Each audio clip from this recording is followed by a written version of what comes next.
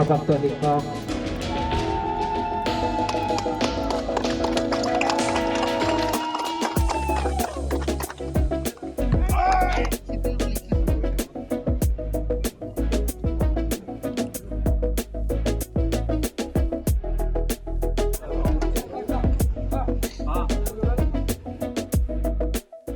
বৰুৱাহোলা গাঁওবাসীৰ এখন খেলপথাৰ প্ৰয়োজন আছিল আৰু সেই দীৰ্ঘদিনীয়া সমস্যা আজি পূৰণ হৈছে। আৰু এই মুহূৰ্তত মই উপস্থিত আছোঁ বৰুৱাহোলা গাঁৱৰ উজনি চুবুৰীত। আৰু আজি বৰুৱাহোলা গাঁৱৰ যি এক দীৰ্ঘদিনীয়া সমস্যা, সেই সমস্যা পূৰণ হৈছে। আৰু যি বৰ্তমান উঠি অহা নৱপ্ৰজন্মৰ অতিকৈ প্ৰয়োজনীয় এখন যি খেলপথাৰ, সেই খেলপথাৰ আজি শুভাৰম্ভ কৰা হৈছে। মই ইয়াৰ যি পৰিৱেশ, সেই সামগ্ৰিক পৰিৱেশ দেখুৱাবলৈ চেষ্টা কৰিছোঁ। আৰু মোৰ সৈতে এই খেলপথাৰ সমিতিৰ লগত জড়িত যিসকল উদ্যোক্তা আছে, মই তেওঁৰ পৰা কিছু মন্তব্য ল'বলৈ চেষ্টা কৰিম। বৰুৱাহোলা গাঁওবাসীৰ এক দীৰ্ঘদিনীয়া সমস্যা আজি পূৰণ হৈছে।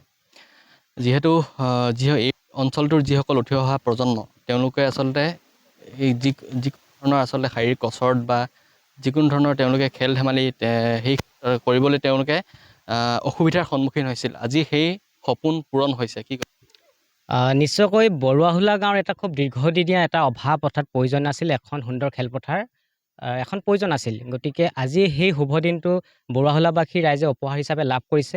ইয়াতকৈ আৰু আমাক বিশেষ গৌৰৱৰ কথা হ'ব নোৱাৰে, যিহেতু ইয়াত প্ৰায় ১.৫ বছৰে ৰাইজৰ অতি খুব শ্ৰমদানেৰে কিছু আমাৰ স্থানীয় পঞ্চায়তৰ কিছু সহযোগিতাত আজি এক সুন্দৰ এখন খেলপথাৰ আমি ৰাইজৰ বাবে আজি মুকলি কৰি দিবলৈ পাই আমি নিজকে আজি গৌৰৱান্বিত। ইয়াত যথেষ্ট ক্ৰীড়া প্ৰতিভা আছে। এই ক্ৰীড়া প্ৰতিভাসমূহ বিকাশ কৰাৰ আচলতে আমাৰ গাঁওখনত যথেষ্ট অসুবিধা হৈছিল। এতিয়া আমি ভাবিছোঁ এই অসুবিধা দূৰ হওক, আৰু ইয়াৰ লগে লগে আমাৰ এই যি খেলপথাৰখনৰ যথেষ্ট আন্তঃগাঁথনি কাম এতিয়াও বাদ পৰি আছে।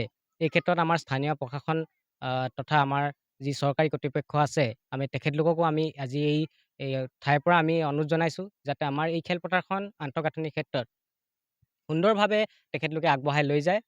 এইখিনি আমি ক'বলগীয়া আছে। আৰু আজি খুব এক সুন্দৰ এক অনুষ্ঠান, আমি ব্যতিক্ৰমী হিচাপে অনুষ্ঠানটো আয়োজন কৰিছোঁ। গতিকে ৰাইজৰ বাবে আজি আমি এখনি খেলপথাৰ উপহাৰ দিবলৈ পাই আমি খুব নথৈ সুখী। এই যিটো দীৰ্ঘদিনীয়া সমস্যা, এই সমস্যা পূৰণ হোৱাৰ ক্ষেত্ৰত আচলতে কাৰ সহযোগিতা আছিলে, বা কেনেধৰণে আপোনালোকে এই সমস্যাটো সমাধান কৰিবলৈ সক্ষম? পোনপ্ৰথমে আমি বৰুৱাহোলাবাসী ৰাইজক ধন্যবাদ দিব লাগিব। ৰাইজৰ অবিহনে এই খেলপথাৰখন কেতিয়াও সম্ভৱ হৈ নুঠিলেহেঁতেন। আৰু ইয়াত বিশেষভাৱে নেপথ্যত আমাৰ স্থানীয় পুবেৰ সংঘ আছিল, আৰু আমাৰ বিশেষভাৱে আৰ্থিক ক্ষেত্ৰত সহযোগিতা অৰ্থাৎ আমাৰ যি এনৰেগা আঁচনিৰ যোগেদি আগবঢ়োৱা আমাৰ বৰুৱাহোলা গাঁও পঞ্চায়তৰ ইয়াত যথেষ্টখিনি আমাৰ সহযোগিতা আগবঢ়াল। আমি মুখ্য ক'ব লাগিব আমাৰ বৰুৱাহোলা গাঁৱৰ ৰাইজ ইয়াত একত্ৰিত হোৱাৰ বাবে, তেখেতলোকৰ নিজা পাৰিশ্ৰমিকৰ ইয়াত প্ৰদান কৰাৰ বাবে আজি খেলপথাৰখন হৈ উঠিল। নিশ্চয়কৈ মই পুনৰ পৰিৱেশ দেখুৱাইছোঁ। এই অঞ্চলটোৰ যিসকল লোক, তেওঁলোক নিশ্চয়কৈ উৎফুল্লিত হৈ পৰা পৰিলক্ষিত হৈছে, যিহেতু বৰুৱাহোলা গাঁওবাসীৰ এক দীৰ্ঘদিনীয়া সমস্যা আজি সমাধান হৈছে। মোৰ সৈতে আছে এই অঞ্চলটোৰ জ্যেষ্ঠ লোক, মই তেওঁলোকৰ পৰা মন্তব্য ল'বলৈ চেষ্টা কৰিম। আপোনাৰ ওচৰলৈ আহিছোঁ, যিহেতু বৰুৱাহোলা গাঁওবাসীৰ এক দীৰ্ঘদিনীয়া সমস্যা আজি পূৰণ হৈছে। যিসকল উঠি অহা নৱপ্ৰজন্ম, তেওঁলোকৰ সপোনবোৰ আচলতে সাৰ্থক হৈছে বুলি ক'ব লাগিব। এই ক্ষেত্ৰত আপোনালোকৰ অনুভৱ কি হ'ব আৰু কি ক'ব? এই ক্ষেত্ৰত আমাৰ অনুভৱ, আজি বহুদিনীয়া এটা আমাৰ অভাৱ পূৰণ হৈছে। বহুদিন ঘাত প্ৰতিঘাত প্ৰতিকূল অৱস্থাৰ মাজে মাজে আজি এখন খেলপথাৰ আমাৰ বৰুৱাহোলাবাসীয়ে পাইছে। ইয়াত আমি আশা কৰিম যাতে এখন এতিয়া মিনি ষ্টেডিয়ামলৈ যাতে পৰিৱৰ্তন হয়। সকলোৱে ইয়াৰ প্ৰচেষ্টা ৰাখিব লাগিব, আৰু মাজে সময়ে খেল ইয়াত প্ৰদৰ্শন নিশ্চয় হ'ব। আমি আশা কৰিছোঁ এখন সৰ্বাংগ সুন্দৰে এখন মিনি ষ্টেডিয়াম হওক, আশা কৰিম আমি।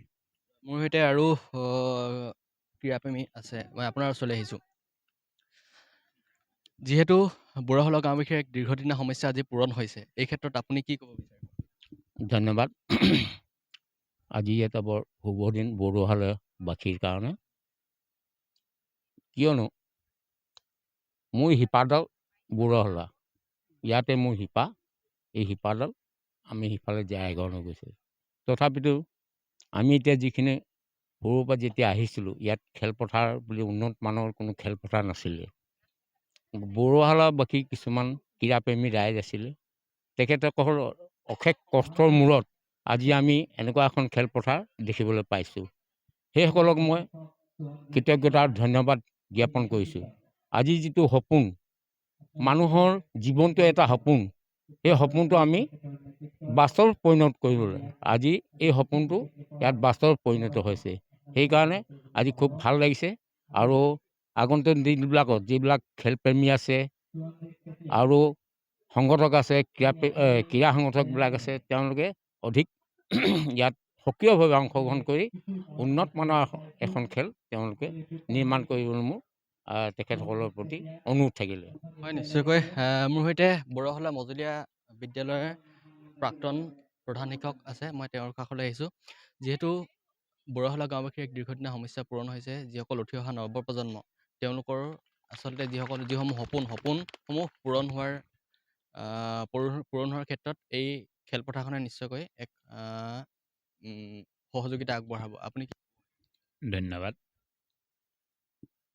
বৰহলাৰ ইতিহাসত আজিৰ দিনটো মই ক'ব বিচাৰোঁ ঐতিহাসিক ক্ষণ। এই ক্ষণটোত বৰহলাই এটা আপুৰুগীয়া সম্পদ পালে, যি সম্পদটোৱে নৱপ্ৰজন্মক তেওঁলোকৰ পৰৱৰ্তী কাৰ্যসূচীত অংশগ্ৰহণ কৰি ক্ৰীড়া জগতত অংশ ল'ব, লগে লগে ক্ৰীড়া ক্ষেত্ৰত এটা উদ্যোগ যে এই কথাখিনিত বৰহলাবাসীক প্ৰতিপন্ন কৰিবৰ কাৰণে খেলপথাৰখনে সহায় কৰিব, সুযোগ দিব, এই কথাষাৰে মই আজি বিশেষভাৱে অনুৰোধ কৰিছোঁ। আৰু এই ক্ষণত যিসকল লোকৰ, যিকেইগৰাকী যুৱকৰ প্ৰচেষ্টাত এই খেলপথাৰখনে এনেদৰে সুন্দৰভাৱে সৃষ্টি হ'ল, জন্ম হ'ল, পৰিচালনা হৈছে, আৰু ভৱিষ্যতে যাতে এইখন খেলপথাৰ এনেধৰণে চলি থাকে আৰু গাঁওবাসীয়ে যাতে নিজৰ অকুণ্ঠ সহায় সহযোগ আগবঢ়াই যায়, তাকে মই আশা কৰিছোঁ। লগতে এই খেলপথাৰখন আগৰ বক্তাসকলে কোৱাৰ দৰে আমি ক'ব বিচাৰোঁ যে এখন মিনি ষ্টেডিয়াম হওক। মই অলপ আগতে বাকীসকলক কৈছোঁ, এই খেলপথাৰখনৰ মাজতে বিভিন্ন ধৰণৰ অনুষ্ঠানলৈ কিছুমান অনুষ্ঠান আহি মাজত খুটি পুতি, মাজত খাল খানি, অনান্য এটা বস্তু কৰি যাতে কৰিব নোৱাৰে, এই খেলপথাৰখনে কেৱল মাত্ৰ খেলৰ বাবেই থাকক, খেলুৱৈসকলে সেয়াক